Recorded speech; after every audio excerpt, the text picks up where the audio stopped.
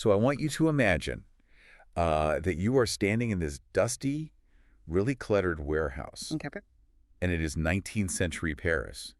You are unboxing a shipment of delicate imported porcelain.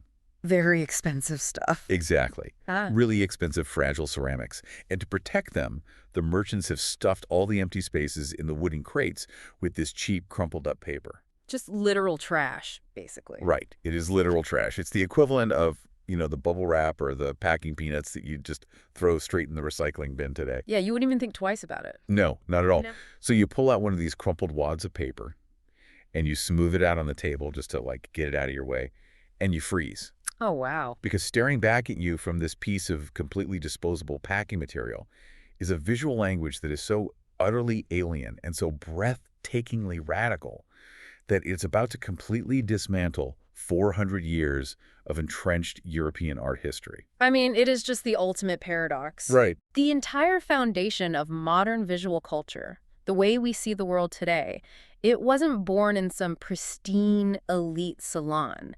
It was smuggled in as literal garbage. Okay, let's unpack this.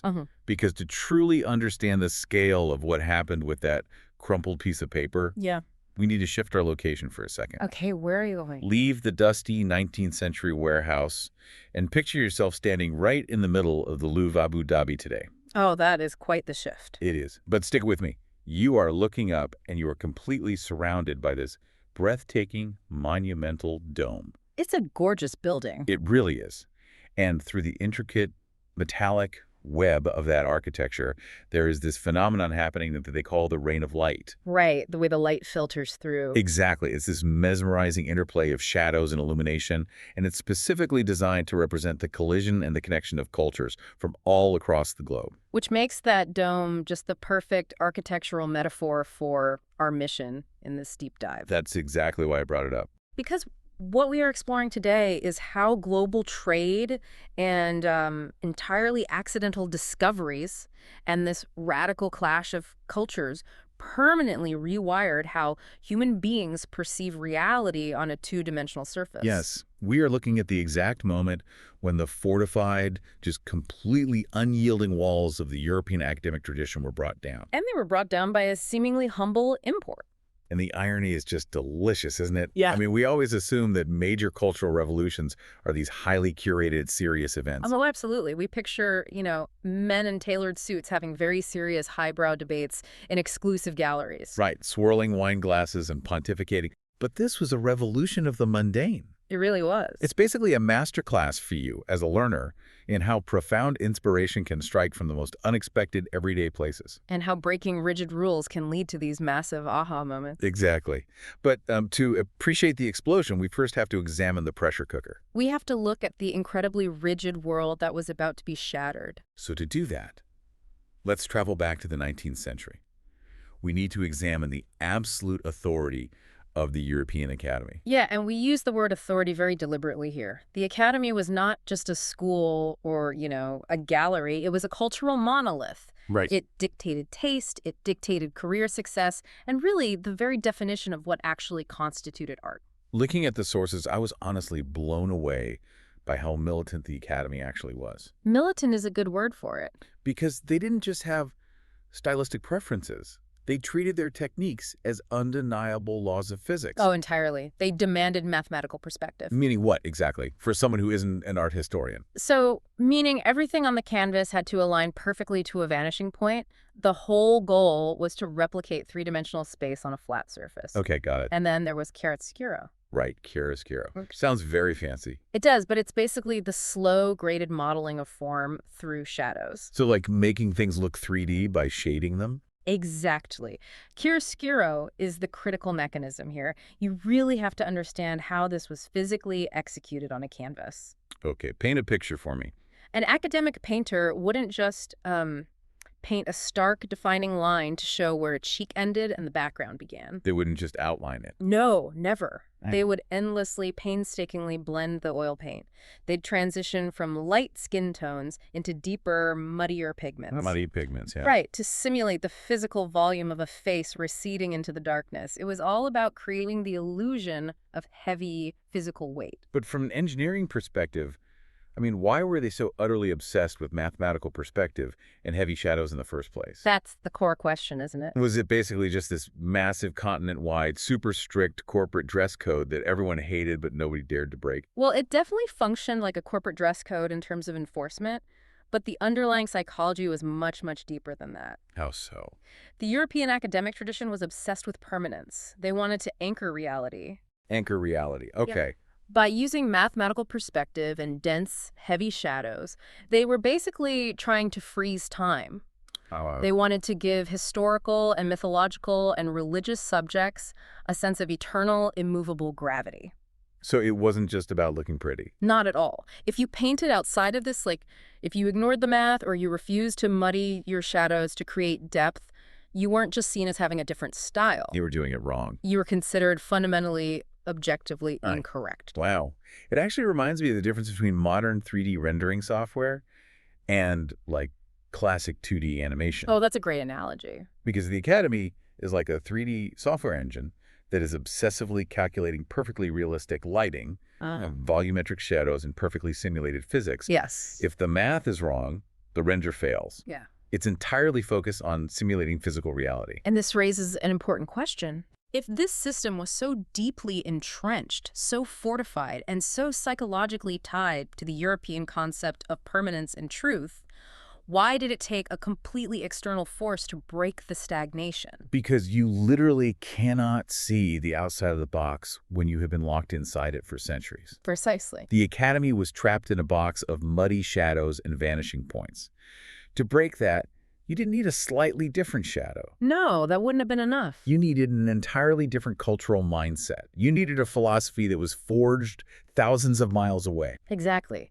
Because while Europe was anchored in the heavy mathematical permanence of the Academy, an entirely different visual ecosystem had been thriving in Japan. Okay, tell me about that. This was during the Edo period, which spanned from the 17th through the 19th centuries, and this brings us to the phenomenon of ukiyo-e. Ukiyo-e. Yes. The translation of ukiyo-e is just poetry in itself. It translates to pictures of the floating world. It's beautiful. It is. Just the phonetic feeling of the floating world.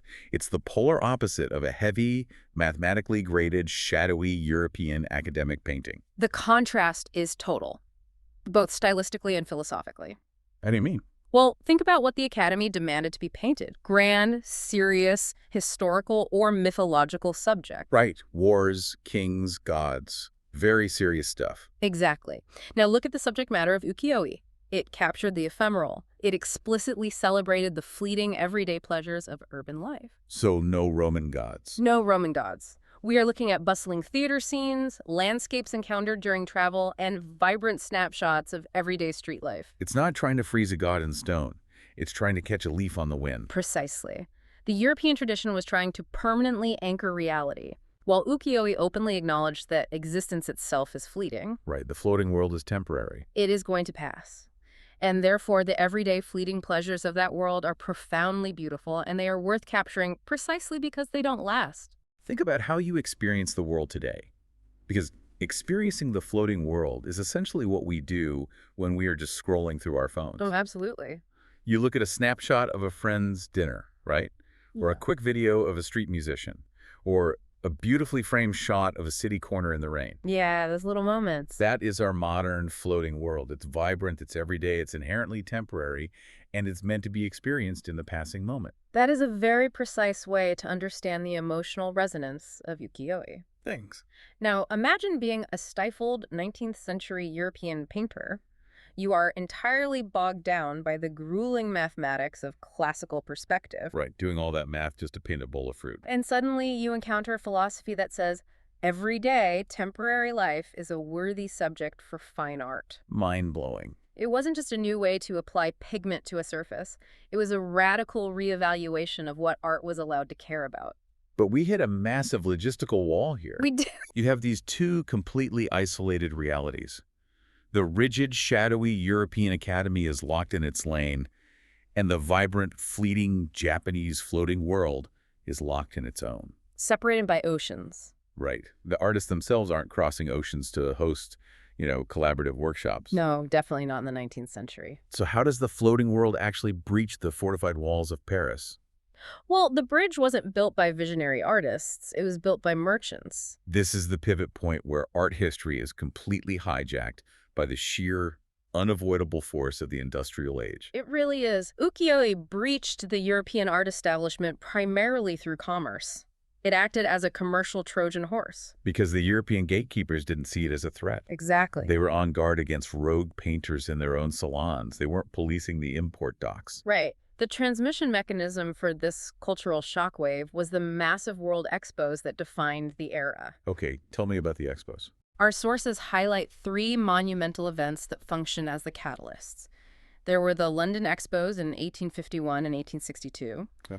And then there was the incredibly pivotal 1867 Paris World Expo. Paris, of course. Because of these massive industrial showcases, European markets were just violently and suddenly flooded with Japanese culture. And we really have to visualize the scale of these expos. These weren't quiet, hushed gallery openings where there are little brass plaques next to framed paintings. No, not at all. This was a sensory overload of globalized consumer goods. Huge pavilions. Right. Imagine a Parisian stepping into a massive iron and glass pavilion in 1867, and suddenly they are surrounded by the smell of exotic teas. And the sounds, too. Exactly. The sharp clinking of beautifully glazed Japanese ceramics, the snap of intricate paper fans. It must have been overwhelming. And mixed in with all of these consumer goods were the ukiyo-e prints.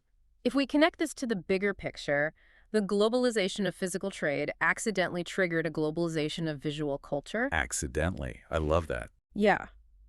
The European public's interest increased exponentially, not because the Academy formally introduced Japanese art as high art. Right, they definitely didn't do that. No, it caught on because it was part of a thrilling wave of novel, accessible consumer goods. It was trendy. The public embraced it because it was vibrant, it was new, and it was the aesthetic byproduct of a rapidly expanding modern world. It is genuinely wild to think about the transmission of these ideas. It is. I mean, it would be like having a massive, life-altering philosophical awakening because of a graphic printed on the side of a cereal box. Right. Or having your entire understanding of physics completely challenged by the padding stuffed inside an Amazon delivery box. That's such a good way to put it. You aren't mentally prepared for a paradigm shift when you're just trying to open your new tea set. Which brings us directly back to the dusty warehouse we started Oh, with. yes, the warehouse. Because your Amazon box analogy is shockingly close to the historical reality of 1865. And this involves a French painter and printmaker named Félix Bracquemond. Here's where it gets really interesting. Oh, yeah. Because Bracquemond is the guy unpacking that crate. He is. He makes a discovery that alters the trajectory of modern art. He finds a copy of the Hokusai manga. Which is huge. Right. And for context, the Hokusai manga are these legendary, masterfully sketched volumes by Katsushika Hokusai, who is one of the greatest artists in Japanese history. But here's the kicker. Bracquemond doesn't find this masterpiece carefully preserved in a royal library. Oh. He doesn't find it under glass. He finds these masterful sketches acting as literal crumpled wrapping paper. I can't imagine. It was stuffed into the negative space of a shipping crate to keep delicate porcelain exports from shattering on a boat ride. I really want to slow this moment down and dwell on the physical transmission of this art. It's important to visualize. Because Bracquemond is a product of the European system. He lives in a world where art is serious, heavy, mathematical, and wrapped in muddy shadows. He's trained in the rules. Exactly. And he is pulling out crumpled, discarded packing material. He smooths out the creases of this literal garbage with his hands, and staring back at him is a visual language that is entirely, undeniably avant-garde. The cognitive dissonance must have been deafening. It must have been. It is the ultimate irony of cultural exchange. One culture's completely disposable packing material, the stuff intended to be burned or thrown in the bin after serving its purely functional purpose, was another culture's missing link to a modern artistic revolution. It really makes you wonder how many revolutionary ideas are just sitting in the recycling bin right now. Waiting for someone to smooth out the creases. Exactly. But what exactly did Bracquemond see? But that's the technical question. When he smoothed out the Hokusai manga, what were the actual physical mechanics on that paper that broke the European rules? To understand the revolution, we have to meticulously break down the stylistic mechanics of ukiyo-e. Okay, lay it on me. Let's start with space. Remember the Academy's absolute mandate for mathematical perspective. The vanishing points. Right.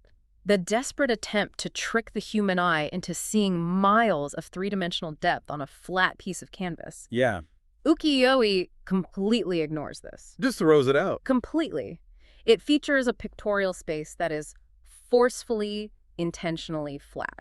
So there is zero attempt to pretend the paper isn't flat? None. The artist is leaning into the reality of the two-dimensional surface rather than fighting it. Oh, that's interesting. And because the space is flat, the shadows disappear. Ah. There is virtually no traditional contrast or shading. The chiaroscuro, the muddy blending of edges to simulate volume, is entirely absent. But wait, hold on.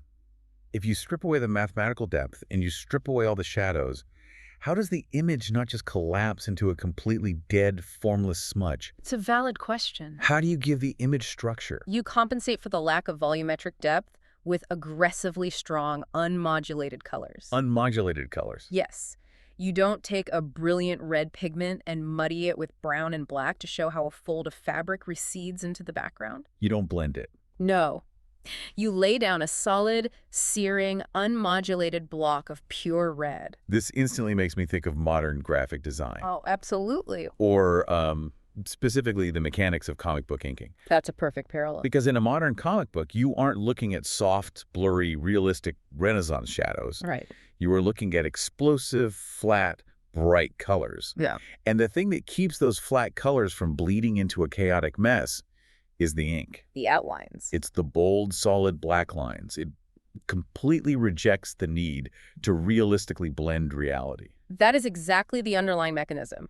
The revolutionary use of stark, solid black ink in ukiyo-e is perhaps its most jarring and transformative feature to the European eye. Really?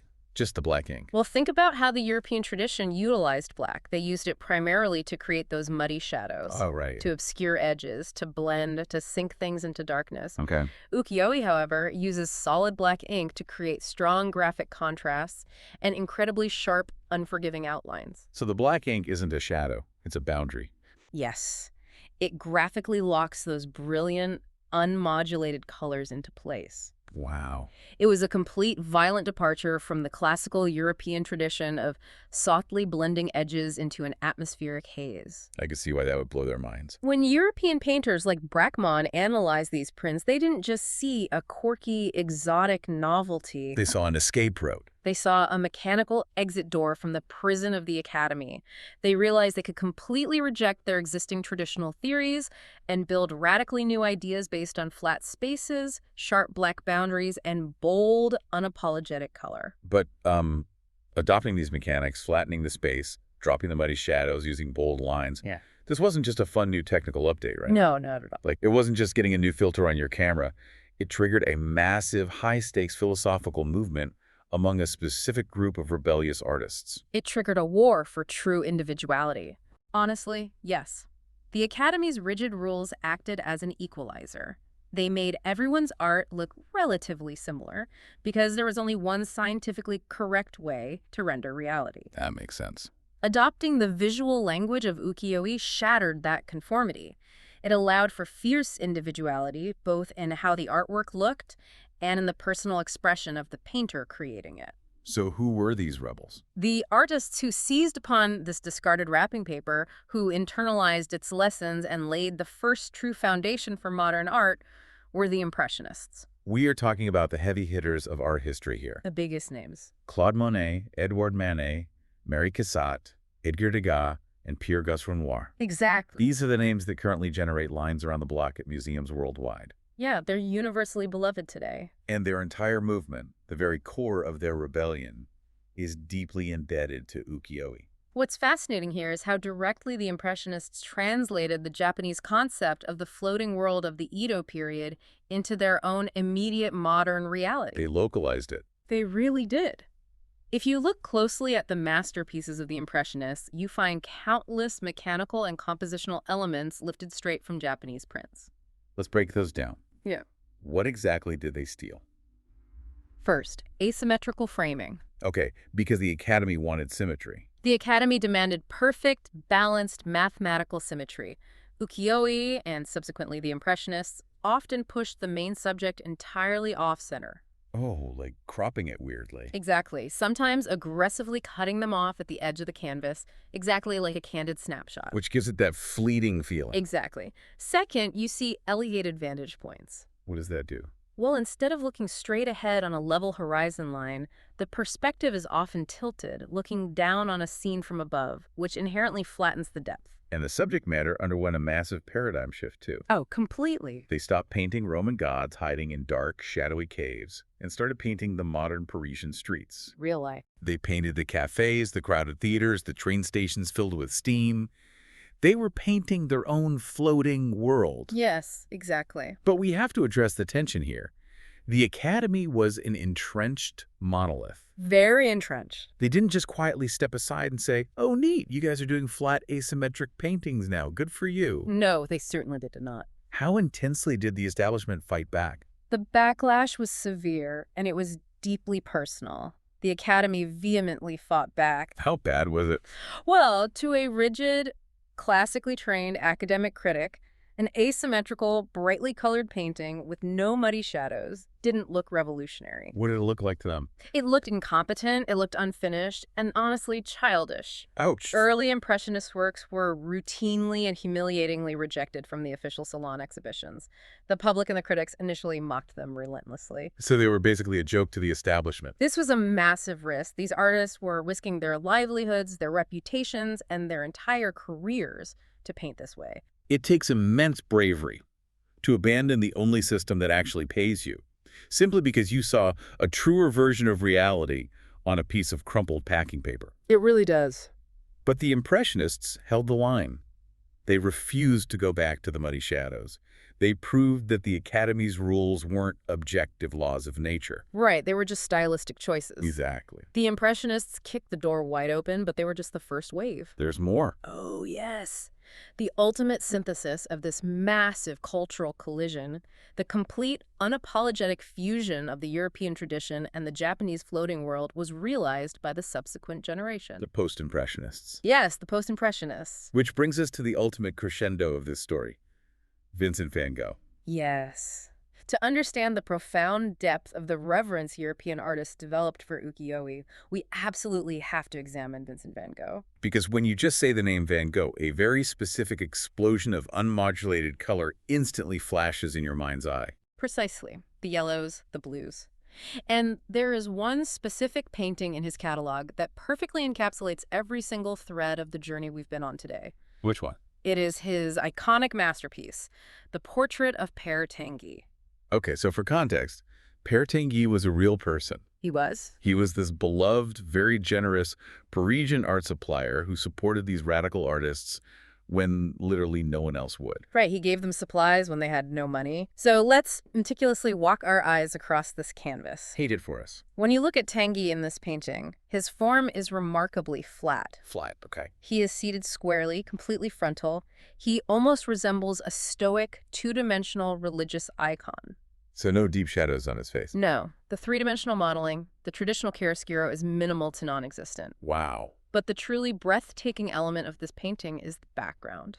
Because he doesn't paint Tanguy in a dark, shadowy room. No. The entire background of the painting is a solid wall, completely covered in bright, meticulously detailed ukiyo-e prints. It's incredible. The background is a literal gallery of Japanese woodblock prints. Right behind him. Yes.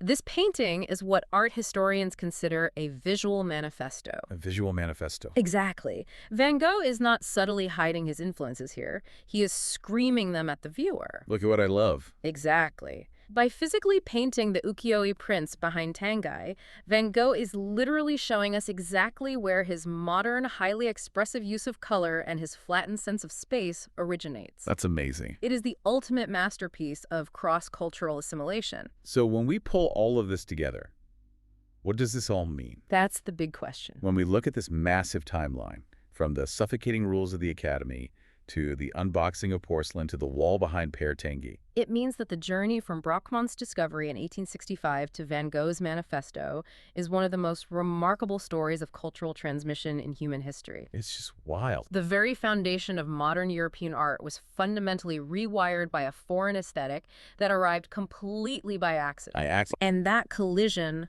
left a legacy that still actively shapes how we visualize the world, how we deploy color, and the fundamental rules of modern graphic design today. It's an incredibly humbling journey. Yeah. We started with the unyielding, inescapable rules of the European Academy, where mathematical perfection and heavy, muddy shadows were enforced as the only acceptable truth. The only way to paint? Right. And then we explored the Japanese floating world of the Edo period, A totally different universe. a philosophy that found profound, lasting beauty in the fleeting, temporary moments of everyday urban life. And we saw how those two completely isolated worlds were violently and beautifully crashed together. Not by artists. No, not by elite curators orchestrating a cultural exchange, but by the sheer, overwhelming, messy commercial force of the industrial age and the World Expos. And it all funneled down to that one mythic, almost unbelievable moment of physical discovery. The unboxing. Felix Bracquemond unpacking a delicate piece of porcelain in 1865, smoothing out a piece of crumpled, discarded wrapping paper, Literal trash. and finding the avant-garde genius of the Hokusai manga staring right back at him. It gives you chills. It really does. That exact moment of accidental discovery gave artists like Monet, Degas, and Van Gogh the mechanical tools they desperately needed to break the rules. To finally escape. Exactly. To escape and create the masterpieces that define modern art to this day. It is a powerful, undeniable reminder of how deeply interconnected our global visual history truly is. Everything is connected. And how fragile the walls of established tradition can be when they are faced with a genuinely new idea. The biggest takeaway here is incredibly practical for anyone navigating a rigid system today. Oh, for sure. The next time you feel stuck, the next time you feel completely suffocated by the rules of your industry or the rules of your life. This is how it's always been done mindset. Exactly. The things everyone around you says you absolutely have to do just because that's how it's always been done. When you feel that way, look outside your bubble. Always look outside. Look at something entirely unrelated to your field. Revolutionary ideas, the exact key you need to unlock your own stagnation, almost never come from inside the house. They rarely do. They hide in the mundane, they hide in the foreign, and they hide in the easily overlooked. That is the true, enduring lesson of Ukiyo-e and the Impressionist rebellion. Well, thank you so much for joining us on this deep dive. It has been an absolute pleasure to unpack this extraordinary piece of history with you. It's been a great conversation. But before we go, I want to leave you with one final lingering thought to mull over as you go about your day. Ooh, leave them with a question. Always. If the very foundation of modern European art, the way we currently perceive color, process spatial relationships, and understand modern visual design, if all of that was heavily shaped by 19th century, completely disposable commercial packing paper, Right. what completely mundane, everyday throwaway item from our modern, intensely globalized world is quietly laying the foundation right now for the next massive revolution in how we perceive reality? Wow. Think about that. Think about that. We will see you next time.